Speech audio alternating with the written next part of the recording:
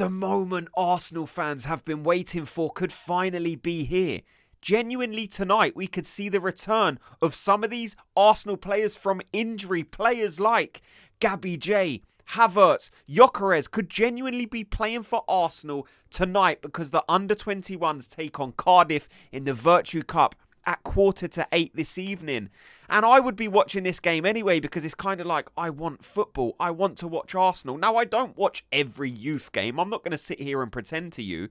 But the fact that there's a chance that we might see one of these guys return at a point where we are crying out for a player like Jesus, certainly Gyokeres, Havertz as well. To me, this is, like I said, so exciting because you get these players back and we know what boost it gives Arsenal. Already, we are in an unbelievable position. But if you can get a Kai Havertz back, a Viktor Gyökeres, a Gabriel Jesus, all of these players we know are so close to returning. And it's not going to be a scenario where it's like, let's not rush these guys back.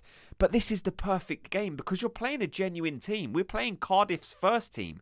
So that is as close to a competitive fixture as you're going to get. And we've seen countless examples over the seasons of teams and certainly Arsenal using these under-21 fixtures to kind of wean these injured players back into the first team. Give them minutes, get some time into their legs. This could be huge for Arsenal. Let me know your thoughts. Will you be watching? And what players could realistically be in this fixture? I think the three closest players will be Kai Havertz, Viktor Gyökeres, and probably Gabriel Martinelli. And I think those would be great. Jesus, Havertz and Gyokeres, sorry. I think the three strikers are going to be... The only thing with Viktor Gyökeres is he released a social media post that was kind of cryptic. It was kind of like, look, I'm going to be missing a few games. Did that mean a few internationals? Did that mean a few games with Arsenal? It was kind of like, oh, I thought this guy was going to be back for the Tottenham game, if I'm being honest. So if we do miss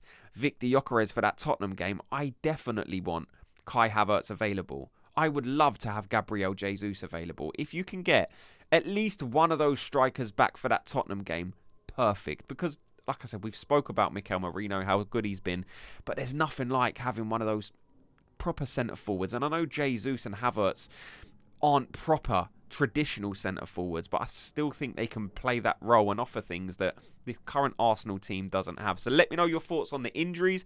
Will you be watching tonight? If you're from the UK, it will be on Sky Sports, so you can just watch it. I think you have to press the red button, scroll through the menus, and then you can find it. I'm going to be speaking about Martin Odegaard and Ben White, but before I do, at the end of this video, I'm going to be answering questions. Look, we're in an international break, so it's a bit of a quieter period. So if you've got anything you want me to answer, let me know in the comment section. If you want to shout out, a guy wanted to shout out, I'm going to do it at the end. Get in the comment section, and at the end, if there's kind of a need or a want for it, I can have a section where I kind of answer questions, and we can have more of a conversation between us. So get in the comment section. So Martin Odegaard is going away with Norway. I saw some people getting excited saying, oh my God, he's going to play, but it's not in a playing capacity. He's just going there. He's the captain. They have a genuine chance to go to the World Cup, and I would love for them to go to the World Cup. People might say, but that's more time in these players' legs, but it's like, yeah, but you have to go to the World Cup. And selfishly, I want to see the best players in the world playing in the World Cup. Like, I was genuinely a bit disappointed when it came out that Cristiano Ronaldo and Portugal wouldn't make it to the World Cup, because it's kind of like, do you know what, that's a bit of a kick. Because this definitely would be Ronaldo's last World Cup. So the fact that he's kind of missed out on that, and we miss out on seeing him at the World Cup for one last time. So players like Odegaard, players like Haaland, I want to see them at the World Cup. And Odegaard is a key figure in that Norway dressing room. Like I said, he's the captain. He's the main guy. So he will be there for moral support. So yeah, brilliant. Good news on Martin Odegaard. Someone sent me a link as well about Ben White. A bit of concern around Ben White because the stories are starting to be published that Man City will come in for Ben White. Let me know your thoughts on this. Look, I'm not going to spend too much time on it because at the moment it's just an article, but it's pretty quiet, so why not speak about it? Someone sent it to me and said, what's your thoughts on this? Some of these players at some point, if they're not getting enough first team minutes, inevitably, if they want to play, they're going to be looking elsewhere. That's just the way I look at it. When you have a strong competitive squad, hopefully if the players are good enough, they can get enough game time where it kind of keeps them happy, keeps them at a point where they're like, right, I'm not playing every week, but I'm playing most weeks and I'm still starting games. There's so much football that if you're good enough, you probably will get enough football. But players, if they're making the decision that they want to start every single week, then unfortunately you're probably not going to get that in this Arsenal team. Probably not Ben White, a player who I really like, a player who has been brilliant, instrumental even for Arsenal at points over the past few seasons, but he's just not ahead of Jurrien Timber. Look, there were conversations at the start of the season. I was saying, Ben White's looking good. Let's play Ben White. And then Jurrien Timber come in and it's almost like, right, that was out of my head because Jurrien Timber is so effective, so good defensively, so solid, so strong, I don't see Ben White starting over him in key fixtures. So if that's what Ben White wants, to start in Champions League games against teams like Bayern Munich, because if we're being honest, when we play Bayern Munich, it's going to be Jurrien Timber starting. So if he wants to be that guy, then he may need to leave to be that guy. But hopefully Ben White stays because I think he can be an important part of this squad. So now it's just whether Ben White wants to be that, a squad player. Let me know your thoughts. So let's get on to what you guys have been saying in the comments section. I had Joe Baker and he said, can I have a shout out? I've never had one before. It would make my day for a shout out in the next video. Joe Baker, that is your shout out. Thanks for your support. I appreciate it. The next one is Elviv01 and he said some had already written us off as cruising to the title without any real challenge, but with City creeping up in the rearview mirror, people are starting to panic.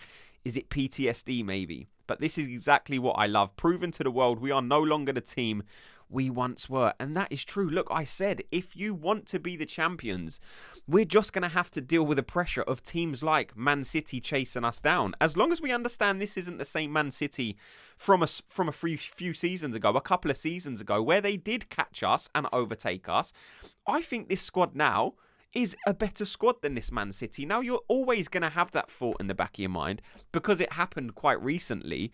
But if this team is what I think it is and what most people believe them to be, then I don't see there being too much of a problem. Now, it's always going to be difficult.